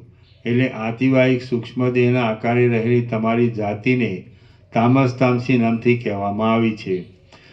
હે મહારાજ, બ્રહ્મ નિર્વિકાર છે. તે જાણે વિકારી હોય તેવું થઈ જઈ જીવભાવને પ્રાપ્ત થાય છે, અને તેની જુદી જુદી સંજ્ઞાવાળી જાતિઓ કલ્પવામાં આવી છે. જેઓ કલ્પના આદિ કાળમાં જાણે બ્રહ્મની અંદર જીવભાવને પ્રાપ્ત થઈ ગયા હોય તેવા જણાય છે, જેઓ કલ્પના આદિ કાળમાં જાણે બ્રહ્મની અંદર જીવભાવને પ્રાપ્ત થઈ ગયા હોય તેવા જણાય છે, અને જેઓ પ્રકૃતિ સિદ્ધ એવા જ્ઞાન વૈરાગ્ય ઐશ્વર્ય આદિ વડે યુક્ત બુદ્ધિથી મુક્ત હોઈને સાક્ષીરૂપે ભોગતા બને છે, તેઓ તે જ જન્મમાં મુક્ત થઈ જાય છે, અને તેમની જાતિ સાત્વિકી કહેવાય છે.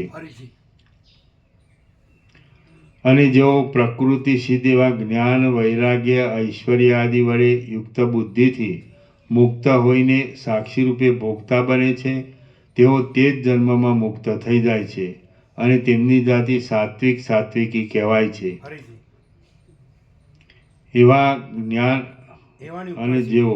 અને જેઓ પ્રકૃતિ સિદ્ધ એવા જ્ઞાન વૈરાગ્ય ઐશ્વર્ય આદિ વડે યુક્ત બુદ્ધિથી મુક્ત હોઈને સાક્ષીરૂપે ભોગતા બને છે, તેઓ તે જ જન્મમાં મુક્ત થઈ જાય છે, અને તેમની જાતિ સાત્વિકી કહેવાય છે, જેવા કે સનકાદિક. હે માનનીય આપનાર મહારાજા, જેઓ અમુક મુદત સુધી સંસારના હેતુરૂપે રહેલા અજ્ઞાનના અસ્તિત્વને લીધે તેટલો સમય સંસારમાં રહે છે, અને પછી તે જ જન્મની અંદર જ્ઞાન ઐશ્વર્ય આદિ ઉત્તમ ગુણો વડે યુક્ત થઈ જઈ તે જ જન્મમાં મુક્ત થઈ જાય છે, તેમની કેવળ સાત્વિકી જાતિ કહેવાય છે. આમ જાતિને ઓળખનારાઓમાં પણ શ્રેષ્ઠ એવા ડાયા પુરુષોનું કહેવું છે. જે જાતિ કલ્પના આદિ સમયમાં નવીન રૂપે પ્રકટ થાય છે, અને અનેક જન્મો વ્યતીત થયા બાદ ભોગ તથા મોક્ષ બંનેને ક્રમપૂર્વક ભોગવે છે, તે જાતિને ઓળખનારા સત્પુરુષો રાજસ રાશિ કહે છે. હે માનદ મહારાજ, જે જાતિ 5-10 જન્મ વ્યતીત થયા બાદ એક કલ્પમાં વિવેકાદિ ઉત્તમ ગુણોથી રહિત હોય અને જે અનેક જન્મ પરંપરા ભોગવ્યા બાદ ઉત્તમ ગુણોને પ્રાપ્ત થાય તે જાતિ કેવળ રાજસી કહેવાય છે. જે જાતિ કલ્પના આરંભથી માંડીને અનેક કીટ જાતિમાં, સ્થાવર જાતિમાં અને ભીલ ઇત્યાદિ જાતિમાં ભટક્યા કરે છે અને પછી ઘણા લાંબા સમયે મોક્ષને પ્રાપ્ત થાય છે, તેને જાતિને ઓળખનારા સત્પુરુષો તામસ તામસી જાતિ કહે છે. જે જાતિ સામાન્યપણે અનેક જન્મોને પ્રાપ્ત થયા બાદ મોક્ષને પ્રાપ્ત થાય છે, તેને જાતિને ઓળખનાર પુરુષો કેવળ તામસી જાતિ કહે છે. આ ક્રમ વડે જાતિઓના અનેક પ્રકારના ભેદોની કલ્પના છે. તેમાંથી હે માન આપનાર મહારાજ, તમે તામસ તામસી જાતિમાં ઉત્પન્ન થયા છો. હે વીર રાજા, તમારા અનેક જન્મો વ્યતીત થઈ ગયા છે અને તે જન્મો વિવિધ તથા વિચિત્ર છે. તે સર્વને હું જાણું છું, પણ તમે જાણતા નથી. તેમાં પણ વિશેષે કરીને તમારું આ મહાશબનું શરીર અનંત આકાશમાં ગતિ કરનારું હતું. તે વડે તમારો ઘણો લાંબો કાળ વૃથા વીત્યો છે. આમ જ્યારે તમે તામસ તામસી જાતિ વડે ઉત્પન્ન થયા છો, ત્યારે આ સંસારરૂપી ખાડામાંથી તમારો મોક્ષ થવો દુર્લભ લાગે છે. સિંધુ રાજા કહેશે, હે આર્ય મંત્રી, અધમ એવી એ તામસ તામસી જાતિ કયા ઉપાયથી જીતાય, તમે તે મને કહો. જો કાંઈ એવો પવિત્ર ઉપાય હોય તો હું જ્યાં સુધી આ દેહ રહે ત્યાં સુધી તમારા કહેવા પ્રમાણે વર્તન રાખું, માટે તે કહો. મંત્રી કહેશે, હે મહાબુદ્ધિશાળી રાજા, આ ત્રણેય લોકની અંદર એવું કશું પણ નથી કે જે ઉદ્વેગ પામ્યા વિનાના અસ્ખલિત પુરુષ પ્રયત્ન વડે પ્રાપ્ત ન થાય. મંત્રી કહેશે, હે મહાબુદ્ધિશાળી રાજા, આ ત્રણેય લોકની અંદર એવું કશું પણ નથી કે જે ઉદ્વેગ પામ્યા વિનાના અસ્ખલિત પુરુષ પ્રયત્ન વડે પ્રાપ્ત ન થાય. જેમ આજના કરેલા સત્કર્મથી ગઈકાલના દુષ્કર્મ ઢંકાઈ જઈ શુભ રૂપ પકડે છે, તેમ તમે પણ આ જન્મના પુરુષ પ્રયત્ન વડે પ્રાક્તન જાતિને જીતી લઈ સત્કાર્યમાં જોડાઈ જાઓ. જે મનુષ્ય જે અર્થને માટે પ્રાર્થના કરે છે તથા યત્ન કરે છે, તે અર્થને તે અવશ્ય મેળવે છે. જે મનુષ્ય જે અર્થને માટે પ્રાર્થના કરે છે તથા યત્ન કરે છે, તે અર્થને તે અવશ્ય મેળવે છે, સિવાય કે વચમાં થાકી જઈને તે પોતાનો પુરુષાર્થ મૂકી દે. પુરુષ જેવો પ્રયત્ન કરે છે, નિરંતર તન્મય થઈ જાય જેવી ભાવના કરે છે અને જેવો થવાને પોતે ઈચ્છા રાખે છે તેવો તે થાય છે. આ વાત અન્યથા નથી. મુનિ બોલ્યા, હે વ્યાસ, સિંધુ રાજાને મંત્રી ઉપર પ્રમાણે કહેશે એટલે તે રાજા રાજ્યભારને છોડી રહેલી પોતાની બુદ્ધિથી ત્યાં તે જ સમયે પ્રસિદ્ધ રીતે સર્વ રાજ્યને છોડી દે છે. પછી તે ઘણે દૂર વનમાં ચાલ્યો જશે અને મંત્રીઓએ પ્રાર્થના કર્યા છતાં પણ તે પોતાના નિષ્કંટક રાજ્યને પાછો સ્વીકારશે નહીં. પછી પુષ્પના સંઘથી જેમ સુગંધનો ઉદય થાય છે, તેમ મહાત્માઓના મધ્યમાં નિવાસ કરનારા એ રાજાને વિવેકની કથાના પ્રસંગથી વિવેકનો ઉદય થઈ જશે. ત્યાર પછી આ જન્મ ક્યાંથી આવ્યો અને આ સંસાર ક્યાંથી આવ્યો, એવા વિચારના નિરંતર અભ્યાસથી તે જીવનમુક્ત દશાને પ્રાપ્ત થઈ જશે. નિરંતર વિચારમાં પરાયણ રહેનાર એ સિંધુ રાજા સત્સંગતિના બળથી પવિત્ર મોક્ષપદને પ્રાપ્ત થશે. એ મોક્ષપદ પાસે હિરણ્યગર્ભના ઐશ્વર્ય પર્યંત સર્વ લક્ષ્મી પણ પવન વડે ઉડ્યા જતા શુષ્ક પત્રની પેઠે સ્વીકાર્ય ન જણાતા તુચ્છ જ ભાસે છે. શ્રી યોગવાસિષ્ઠ મહારામાયણમાં નિર્વાણ પ્રકરણના ઉત્તરાર્ધનો સિંધુ રાજાને થયેલો જ્ઞાનોદય નામનો સર્ગ 157મો સમાપ્ત. સર્ગ 158મો. આ 158મા સર્ગમાં મુનિનું વર્ણન સાંભળી વ્યાધ તપ કરી પછી બ્રહ્માના વરદાનથી આકાશમાં ઉડી શબરૂપે પાછો નીચે પડશે એ વિશે વર્ણન કરવામાં આવશે. વ્યાધ આકાશમાં ઉડી શબરૂપે નીચે પડશે. મુનિ બોલ્યા, હે વ્યાધ, હવે પછી તમારું જે કાંઈ થવાનું છે તે સર્વ તમને કેમ જાણે થઈ ગયું હોય તેમ કહી બતાવ્યું છે. હવે તમારી ઈચ્છા હોય તે પ્રમાણે અને તમને સારું લાગે તે પ્રમાણે તમે સુખથી કરો. અગ્નિદેવ બોલ્યા, ઉપર પ્રમાણે એ મુનિનું વચન સાંભળી વ્યાધ વિસ્મય વડે આકુળ બુદ્ધિવાળો થઈ જશે. પછી એ વ્યાધ તથા મુનિ બંને ક્ષણવાર ત્યાં ઊભા રહ્યા બાદ તરત સ્નાન કરવા માટે ગયા. સ્વાભાવિકતાએ પરસ્પર સુહૃદરૂપ થઈ રહેલા તે વ્યાધ અને મહામુનિ હવે શાસ્ત્ર વિચાર વડે તપ કરતા હતા. પછી થોડા કાળમાં મુનિ નિર્વાણને પ્રાપ્ત થયા અને અવધિ પૂર્ણ થઈ રહ્યાથી તે દેહને છોડી દઈ પરમપદને પામ્યા. હવે સેંકડો યુગ સુધીનો બીજો મોટો કાળ વીતી ગયો અને વ્યાધની કામના પૂર્ણ કરવા માટે ત્યાં બ્રહ્મા આવ્યા. વ્યાધે પ્રથમથી ભાવિનું વર્ણન તો સાંભળ્યું હતું, તેથી તે પોતે જાણતો હતો, છતાં તે પોતાની વાસનાના આવેશને ખાળી શક્યો નહીં અને મુનિના કહેવા પ્રમાણે વરદાન માગવા લાગ્યો.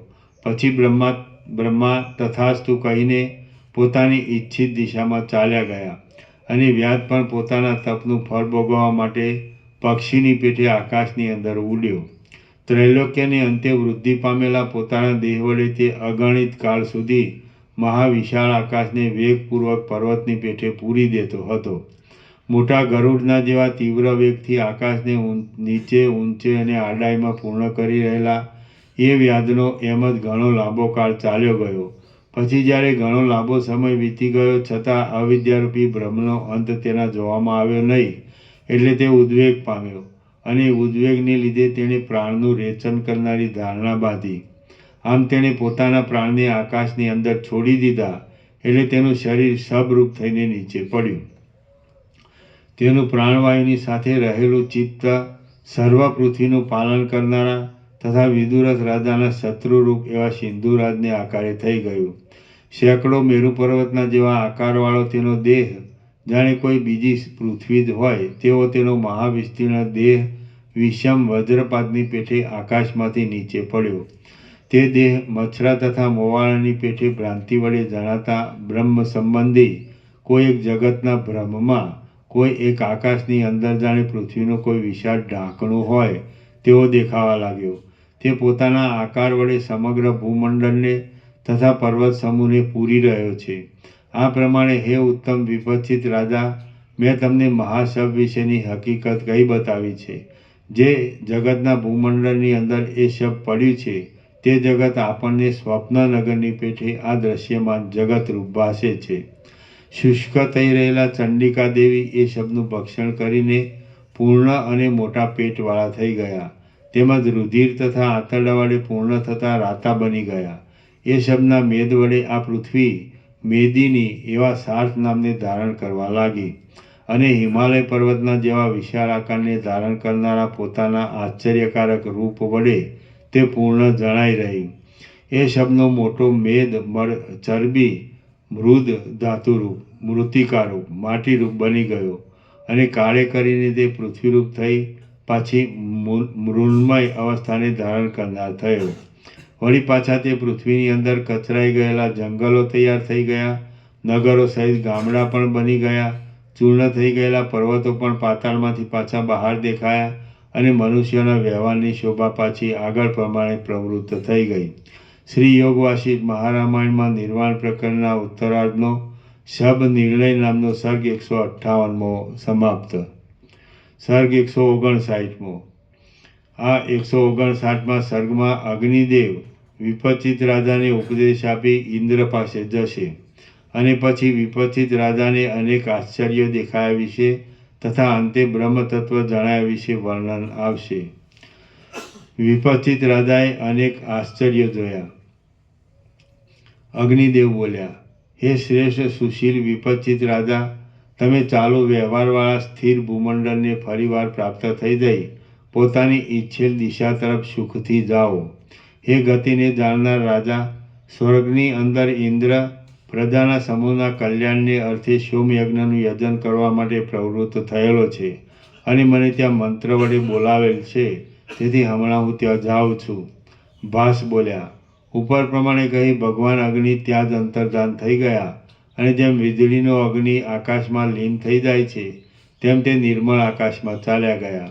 ત્યારે હું પોતે પ્રથમની પોતાની અવિદ્યાનો અંત જોવાના સંસ્કારોને ધારણ કરી રહ્યો હતો અને મેં પણ મારા કર્તવ્યને સિદ્ધ કરવા માટે આકાશની અંદર રહી ભ્રમણ કરવા માંડ્યું. ફરીવાર પણ એ આકાશની અંદર અસંખ્ય જગતો મારા જોવામાં આવ્યા, અને તે જગતો નાના પ્રકારના આચાર વિચારવાળા તથા અનેક પ્રકારના આકારવાળા હતા. હે મહારાજ, કોઈક ઠેકાણે જગતો છત્રમય અવયવવાળા અને પરસ્પર એકબીજા સાથે સંલગ્ન થયેલા દેખાતા હતા. તેઓ મંદ રીતે ગતિમાન જણાતા હતા અને હૃદયને પણ હરી લેતા હતા. હે દશરથ રાજા, કોઈ સ્થળે મૃન્મય દેહવાળા સર્વ પ્રાણીઓ જોવામાં આવતા હતા અને મંદ ગતિવાળા તથા પર્વતના જેવા તે મહાવિશાળ દેખાતા હતા. કોઈ એક જગતની અંદર પ્રાણીઓ કાષ્ઠમય અવયવવાળા જણાતા હતા અને ક્યાંક પાષાણમય દેહવાળા અસંખ્ય જીવો નજરે આવતા હતા. વળી ચિદાકાશની અંદર ક્યાંક તો પ્રાણીઓ જીવતા સુધી પાષાણની પ્રતિમાની પેઠે એક જ ઠેકાણે રહેલા અને પરસ્પર કેવળ સંભાષણ આદિ વાણીના વ્યાપારને કરી રહેલા મારા જોવામાં આવ્યા. એ પ્રમાણે ઘણા લાંબા કાળ સુધી મેં જોયા કર્યું તો મારો દેહ પણ સ્વપ્નમય હતો, તેથી તે વારંવાર નાશ પામતો હતો. અવિદ્યાનો અંત નહીં દેખાવાથી હું એ દ્રશ્ય વર્ગના વિષયમાં ઉદ્વેગ પામ્યા પછી ઉદ્વેગને લીધે હું કોઈ એક એકાંત સ્થળમાં બેસી મોક્ષ સિદ્ધિ માટે તપ કરવાના ઉદ્યોગમાં લાગ્યો. ત્યાં મને ઇન્દ્રિય આવી કહ્યું કે ચિત્તરૂપી આકાશની અંદર હજી આપણે બંનેને બીજી કોઈ એક મૃગ યોનિ પ્રાપ્ત થવાની છે. એટલે આપણો હજી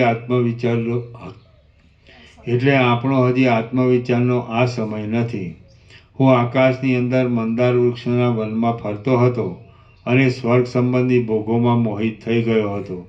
તેથી પૂર્વના અભ્યાસને પરવશ બની જઈ હું દુર્વાસા મુનિના અપરાધમાં આવી ગયો હતો. આથી મને પણ મૃગ યોનિનો ભોગ પ્રાપ્ત થયો છે. આ પ્રમાણે જ્યારે ઇન્દ્રે મને કહ્યું ત્યારે હું ઇન્દ્રને કહેવા લાગ્યો કે હે મહારાજ, હું આ સંસારથી બહુ ખેદ પામ્યો છું, માટે હવે હું તરત તેમાંથી મુક્ત થાવ એવો કાંઈ ઉપાય બતાવો. આવું મારું કહેવું સાંભળી તે બોલ્યા કે હું નિરાકાર અને અવસ્થાત્રયથી રહિત શુદ્ધ આત્મારૂપ છું. એવું તત્વજ્ઞાન થવાથી તરતમાં મુક્તિ મળે છે. હું નિરાકાર અને અવસ્થાત્રયથી રહિત શુદ્ધ આત્મારૂપ છું એવું તત્વજ્ઞાન થવાથી જ તરતમાં મુક્તિ મળે છે. આ વાત તમે વ્યાસ તથા મુનિના સંવાદના પ્રસંગમાં અગ્નિ દ્વારા સાંભળેલી પણ છે. માટે તમે કાંઈ બીજું જ વરદાન મારી પાસે માગો. ઇન્દ્રે આ પ્રમાણે કહ્યું એટલે તેના કહેવા ઉપરથી મેં મૃગ યોનિ આવ્યા પછી મારું શું થશે તે જાણવારૂપી વરદાન તેની પાસે માગ્યું. ઇન્દ્ર બોલ્યા, તમારું પોતાનું આત્મચૈતન્ય જ મૃગ યોનિની અંદર ઘણા કાળથી ગમન કરવા ઈચ્છે છે. તમારા સંબંધમાં આ બાબત અદૃશ્ય થવાની છે. મેં એ દિવ્ય દ્રષ્ટિથી જાણી લીધું છે. તમે મૃગરૂપ થઈને દશરથ રાજાની તે મહાપવિત્ર સભામાં જશો એટલે તેમાં મેં તેમને હમણાં કહેલું જ્ઞાન અડચણ વિના પ્રકટ થઈ જશે. તમે ભવાટવીમાં અનેક જન્મોમાં ભટકવાથી આર્ત થઈ રહ્યા છો અને હરિણની યોનિમાં હશો. પછી વશિષ્ઠજીની કૃપા વડે તમને તમારા નિષ્ફળ સર્વ વૃત્તાંતનું સંપૂર્ણ રીતે સ્મરણ થશે. એ સર્વ સ્વપ્નના ભ્રમની પેઠે પોતાના સર્વ સંકલ્પો વડે ખડા થઈ ગયેલા સંકલ્પ નગરની પેઠે અને પરલોકના અર્થના અનુભવને બતાવનાર કથામાં વર્ણવેલા અર્થની પેઠે આભાસરૂપ હશે. જ્યારે તમે મૃગભાવથી રહિત થઈ જઈ પુરુષ રૂપ થઈ જશો ત્યારે તમારા જ્ઞાનાગ્નિ વડે તમારો મૃગદેહ બળી જશે. જ્યારે તમે મૃગભાવથી રહિત થઈ જઈ પુરુષ રૂપ થઈ જશો ત્યારે તમારા જ્ઞાનાગ્નિ વડે તમારો મૃગદેહ બળી જશે અને તમને હૃદયમાં રહેલા આત્મતત્વનું સ્ફુરણ થશે. આમ તમને આત્મજ્ઞાનનું સ્ફુરણ થશે એટલે ઘણા કાળથી રૂઢ થઈ રહેલી અવિદ્યા નામની ભ્રાંતિને મૂકી દઈ તમે ચપળતાથી રહિત થયેલા શાંત પવનની પેઠે મુક્ત થઈ જશો. ઇન્દ્રે આ પ્રમાણે કહ્યું. ત્યાર પછી આ વનની અંદર હું આ હરિણી છું એવા નીચેવાળી પ્રતિભાનો તરત મારામાં ઉદય થયો. તે દિવસથી માંડીને હું ઉત્તમ પર્વતમાં મંદારવનના કોઈ એક અંદરના ખૂણામાં તૃણ અને દુર્વાઓના અંકુરોનું ભક્ષણ કરનાર હરિણ રૂપ થઈ રહ્યો. હે દશરથ રાજા, પછી કોઈ એક દિવસે કોઈ સીમાના અંતમાં રહેનાર સામંતને મૃગયા માટે આવેલા જોઈને ભયભીત બની ગયો અને હું પલાયન કરી ગયો. હે રાઘવ, પરંતુ મને પકડાવી લઈને તે મને પોતાને ઘેર લઈ ગયો અને 3 દિવસ સુધી ત્યાં રાખ્યા પછી તેણે અહીં આપની હજુરમાં ક્રીડા માટે મોકલાવ્યો છે. હે નિષ્પાપ મહારાજ, સંસારમાં પ્રસિદ્ધ ઇન્દ્રજાળની માયા જેવો અને નાના પ્રકારના આશ્ચર્યો તથા રસો વડે યુક્ત એવો આ સર્વ મારો વૃત્તાંત મેં આપને કહી સંભળાવ્યો છે. શાખા પ્રશાખા આદિના વિસ્તારવાળી આ અવિદ્યા અનંત છે અને તે આત્મજ્ઞાન સિવાય બીજા કશા ઉપાય વડે શાંત થતી નથી. વાલ્મીકી બોલ્યા, જ્યારે વિપત્તિત રાજા ઉપર પ્રમાણે કહી ક્ષણવાર મૌનને ધારણ કરી રહ્યા ત્યારે ઉત્તમ બુદ્ધિવાળા શ્રી રામચંદ્રજીએ તેને નીચે પ્રમાણે કહ્યું. રામ બોલ્યા, હે મહારાજ, આ મૃગ બીજા કોઈના સંકલ્પરૂપ છે. હવે તે જો આપણા જોવામાં આવ્યો તો પછી પોતે સંકલ્પ નહીં કરનાર પુરુષ પણ બીજાની સંકલ્પ સૃષ્ટિમાં રહેલી વસ્તુને પોતાના આત્મામાં દેખી શકે એવો સમર્થ સિદ્ધ થાય છે. તો આ વાત કેમ ઘટી શકે તે તમે મને કહો. વિપત્તિત રાજા બોલ્યો, જે જગતની અંદર પૃથ્વી ઉપર એ મહાશપ પડ્યું હતું તે પૃથ્વી ઉપર ઇન્દ્ર પ્રથમ પોતાના કરેલા યજ્ઞના ગર્વથી અંધની પેઠે મદમાં ચાલ્યો જતો હતો. તેણે દુર્વાસા મુનિને ઓળખ્યા નહીં. તેથી આ કોઈ શપ પડેલું છે એમ સમજી તેણે તો ધ્યાનાવસ્થિત દુર્વાસા મુનિને અપમાનપૂર્વક પોતાના પગની લાત મારી. આથી તે ઋષિએ ક્રોધ પામીને તેને આ શાપ આપ્યો. અલ્યા ઇન્દ્ર, આ પૃથ્વીતલની અંદર તમે અંધની પેઠે ચાલીને મારું અપમાન કર્યું છે એટલે એ પૃથ્વીતલને મહાઘોર અને બ્રહ્માંડના જેવું મહાવિશાળ શબ થોડા સમયમાં જ પૂર્ણ કરી નાખશે. વળી તમે મને શબ સમજીને મારું અપમાન કર્યું એટલે તમે હમણાં તરતમાં જ મારા શાપના પ્રભાવથી પાછા તે જ પૃથ્વીમાં જન્મ લેશો. આમ એ દુર્વાસા મુનિએ ઇન્દ્રને શાપ આપ્યો એટલે ઇન્દ્ર પણ વિપત્તિત રાજાની સાથે મૃગપણું પામ્યો. વળી વિપત્તિત રાજાના મનઃકલ્પિત મૃગપણાની પેઠે તે મૃગપણું પણ બીજાઓને સત્યરૂપે પ્રતીતિમાં આવે તેવો ઋષિએ શાપ દીધો હતો. તેથી તે ઇન્દ્રના શાપની કથાથી તથા મુનિના વાક્યના પ્રભાવથી જ વિપત્તિત રાજાનો મૃગભાવ સંકલ્પમય છતાં તમારા દેખવામાં આવ્યો. બાકી વાસ્તવિક દ્રષ્ટિથી જોઈએ તો એક વ્યવહારિક સત્તાવાળું જગત સત્ય છે અને બીજું પ્રાતિભાષિક સત્તાવાળું અસત્ય છે એમ કહી શકાતું નથી. કેમ કે બંનેની પ્રતિભા એક સમાન રૂપે જ ઉદય પામે છે. તેમાં કોનું સત્યપણું અને કોનું અસત્યપણું કહી શકાય તેમ છે. હે રામચંદ્રજી, વિશેષમાં વળી આ યુક્તિ સમૂહમાં હું એક બીજી યુક્તિ કહું છું તે તમે સાંભળો. કેટલું બાકી છે? 2 પાના જેટલું. હવે સાંજે કેટલા પાના નંબર? 1609. પ્રસાદ આપી દો. ઓમ ઓમ ઓમ.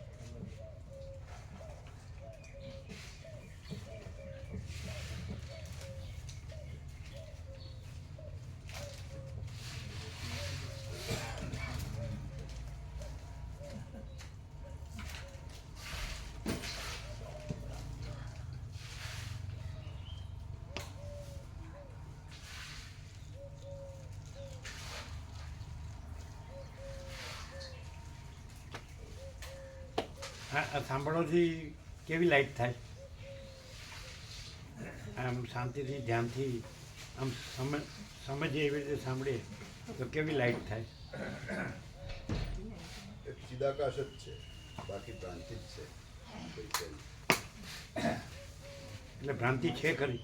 ભ્રાંતિ ભાસ માત્ર હોય, બાકી ચિદાકાશ જ છે.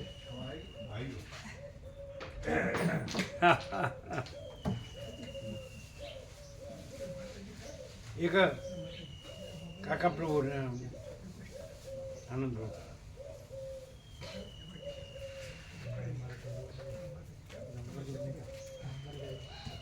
સામે ખૂણાની એક છબી નીકળીને આમ એક ટેકવાઈ ગઈ છે પેલા એસી ઉપર.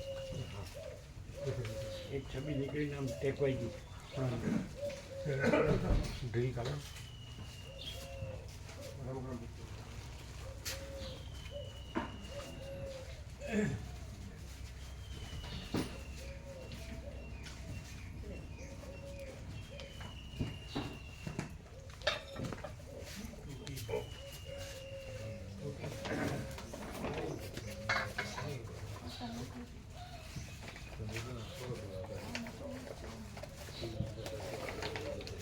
આમ ખરેખર આમ સમજાય કે ખરેખર અનુભવાય અનુભવ એમ. એટલે હવે આ દ્રશ્ય ભ્રાંતિ કાંઈ નથી એવી દેખાય છે, આપણે એમાં છીએ અને આ બધું છે જે છે તો એમાં એ અનુભવીને પછી કેવું રહેવાય? કેવું રહે પછી? પછી એ જ રહે. ના દેખાય છે એનું એ અદ્રશ્ય થઈ જાય, છે જ નહીં.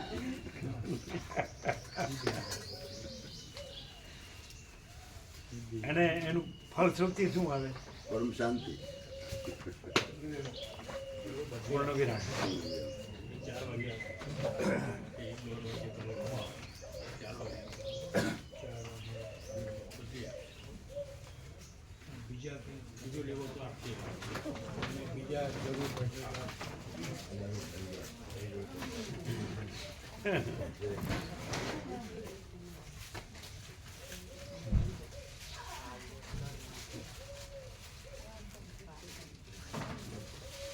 સિલિન્ડરનો ભાવ ઘટશે કે નહીં? ના અત્યારે તો બધું પણ કાલે મર્યા છે ને બીજા આજે મળશે. હા એ બદલી લાવી દેવાના. હા, લાવી દઈએ. 4-5 વાગ્યા. કારણ કે આપણે બે ભગવાનના વ્યાપક વાર્ષિકોત્સવ છે ને, રામનવમી ને હનુમાન જયંતિ. નહીં તો પછી ખાડા કરીને આપણે જૂના ચૂલાની જેમ ઈંધણથી પ્રકાવવાનું. કાલે 3 મર્યા ને આજે બીજા 2 મળશે. લાવી દેવા. જેટલા મળે એટલા લાવી દેવા. નહીં તો પછી ખાડા કરીને ચૂલા પેલા કરતા થાય નિકોરા એવી રીતે કરે. નહીં કરવા પડે. ઈંધણ લાવી દેવાનું.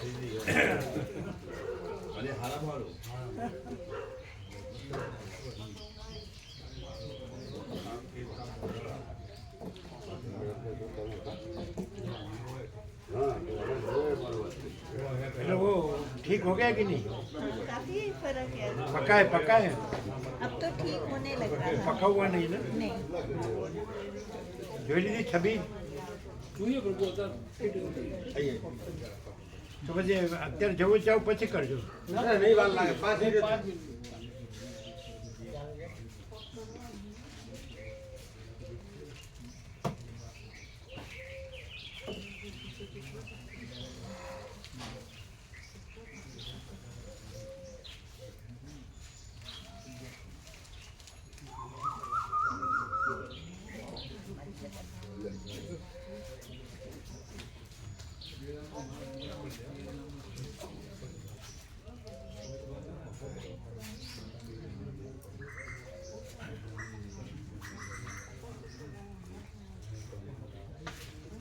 આમ ઘરે કેવું રહે ને અહીંયા કેવું રહે? સાલમાં શાંતિ શાંતિ.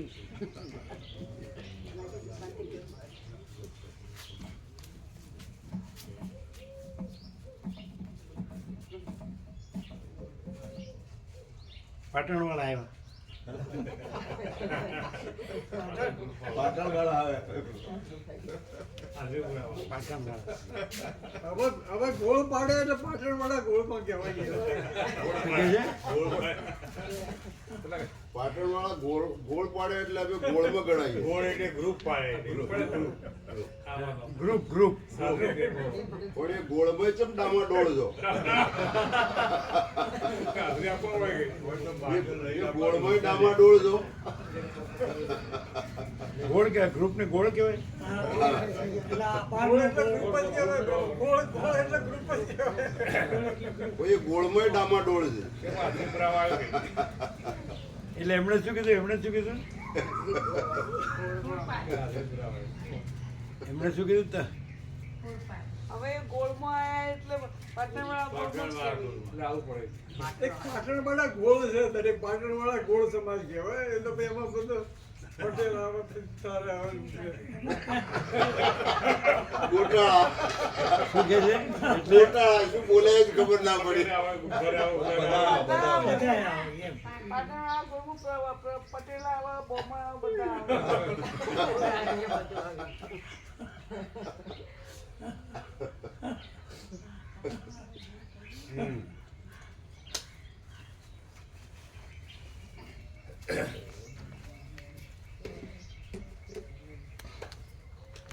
એટલે આપણે નિકોરામાં તો ખાડા કરીને ઈંધણથી પકાવતો હતો હા, ને. કરતા હતા. અને મસ્ત પાકે. કરતા હતા ને. હા, એ રીતે કરી દેવાનું. એ તો અમારે કાલ જ વાત થઈ. માટીમાં માટીમાં માટીમાં એમ કે બાર સિલિન્ડર નહીં મળે તો ચૂલા કરી દઈશું. પછી કોઈ પૂછે કેડી પ્રો ક્યાં ગયા તો કે ચૂલામાં.